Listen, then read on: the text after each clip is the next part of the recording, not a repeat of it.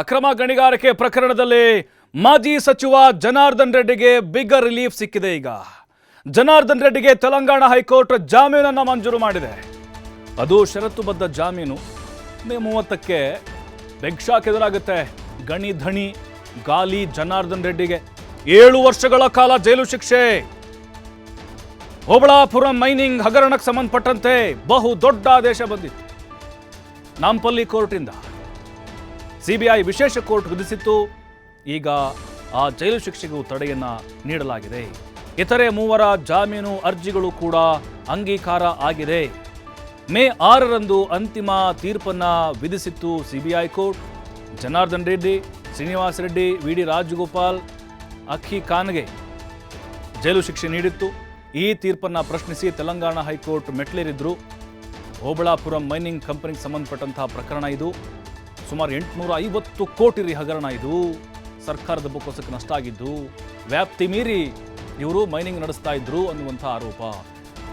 2011ರಲ್ಲಿ ಅವತ್ತು ಸಿಬಿಐ ಅಧಿಕಾರಿಗಳು ಜನಾರ್ದನ್ ರೆಡ್ಡಿನ ಬಂಧಿಸಿದ್ರು. ಸುಮಾರು 4 ವರ್ಷ ಜೈಲಲ್ಲಿದ್ದರು ಇವರು. 14 ವರ್ಷ ವನವಾಸ ಇನ್ನೂ ಮುಗಿದಿಲ್ಲ ಅವ್ರದ್ದು. ಬಳ್ಳಾರಿಗೆ ಎಂಟ್ರಿ ಇಲ್ಲ. ಇದಕ್ಕೆ ಸಂಬಂಧಪಟ್ಟಂಗೆ ಈಗ 10 ಲಕ್ಷದ ಬಾಂಡು, 2 ಶ್ಯೂರಿಟಿ, ಕೋರ್ಟ್ ಅನುಮತಿ ಇಲ್ಲದೆ ದೇಶ ಬಿಡೋಂಗಿಲ್ಲ, ಪಾಸ್ಪೋರ್ಟ್ ಒಪ್ಪಿಸಬೇಕು, ಎಲ್ಲ ಷರತ್ತನ್ನು ವಿಧಿಸಿದ್ದಾರೆ. ಆದರೆ ಈಗ ಜಾಮೀನು ಮಂಜೂರಾದರೂ ಬಿಡುಗಡೆ ಭಾಗ್ಯ ಇಲ್ಲ. ಯಾಕಂತ ಹೇಳಿದ್ರೆ ಇದು ಓಬಳಾಪುರಂದಾಯಿತು. ಇನ್ನು ಬೆಂಗಳೂರು ಸಿಬಿಐ ಅವ್ರನ್ನ ಕರ್ಕೊಂಡು ಬಂದು ವಿಚಾರಣೆ ನಡೆಸ್ತಾ ಇದೆ. ಅದು ಬೇಲೆಕೇರಿ ಅದಿರು ಪ್ರಕರಣಕ್ಕೆ ಸಂಬಂಧಪಟ್ಟಂತೆ ಅದರ ವಿಚಾರಣೆ ಇನ್ನೂ ಮುಗಿಬೇಕು. ಅದಾದ ಮೇಲೆ ಅವರು ರಿಲೀಸ್ ಆಗ್ತಾರೆ. ಶಾಸಕ ಸ್ಥಾನ ಸದ್ಯಕ್ಕೆ ಸೇಫ್ ಅನ್ನೋದು ಗೊತ್ತಾಗ್ತಾ ಇದೆ. ಮತ್ತಷ್ಟು ಮಾಹಿತಿ ಸಿದ್ದು ನೀಡ್ತಾರೆ ನೇರ ಸಂಪರ್ಕದಲ್ಲಿ. ಸಿದ್ದು, ಗಣಿ ಧಣಿಗೆ ನಿಜಕ್ಕೂ ಬಿಗ್ ರಿಲೀಫ್ನೇ ಇದು. ಯಾಕಂತ ಹೇಳಿದ್ರೆ ರಾಜ್ಯಕ್ಕೆ ಭವಿಷ್ಯ ಎಲ್ಲಿ ಕತ್ತಲಾಗಿಬಿಡುತ್ತೋ ಅನ್ನುವಂಥ ಆತಂಕದಲ್ಲಿ ಇಡೀ ಕುಟುಂಬ ಇತ್ತು. ಈಗ ನೆಮ್ಮದಿಯ ನಿಟ್ಟುಸಿರು ಬಿಡುವುದು ಅಂತ ಅನಿಸುತ್ತೆ. ಸದ್ಯಕ್ಕೆ ಅವರ ಫ್ಯಾಮಿಲಿ ಆಗಿರ್ಬೋದು, ಅವರ ಕಾರ್ಯಕರ್ತರು, ಅವರ ಆಪ್ತರಿಗೆ ಇದು ಯಾವ ರೀತಿಯಾದಂಥ ಒಂದು ಸಂದೇಶವನ್ನು ಕೊಡ್ತಾ ಇದೆ. ಅದರ ಜೊತೆಗೆ ಜನಾರ್ದನ್ ರೆಡ್ಡಿ ಅವರ ಶಾಸಕ ಸ್ಥಾನವೂ ಕೂಡ ಸೇಫ್ ಅನ್ನುವಂಥ ಮಾಹಿತಿ ಸಿಗ್ತಾ ಇದೆ.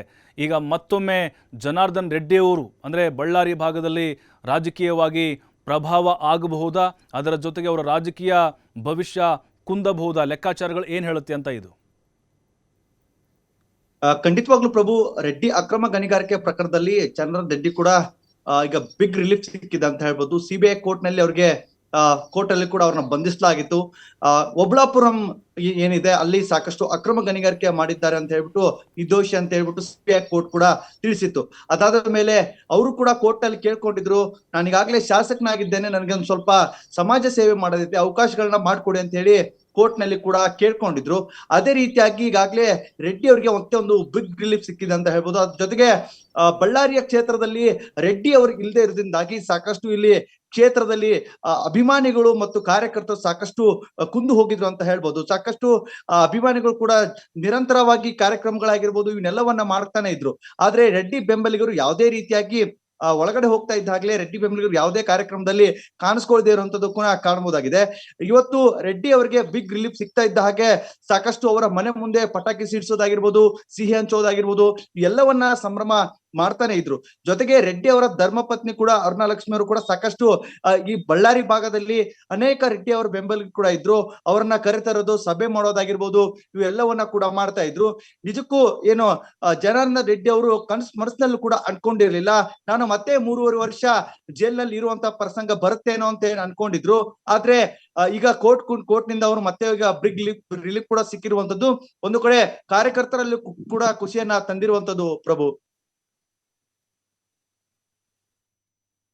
ರಾಜಕೀಯ ಭವಿಷ್ಯ ಹಳ್ಳ ಹಿಡಿತೆ ಅಂತ ಹೇಳಿ ಎಲ್ಲರೂ ಭಾವಿಸಿದ್ರು.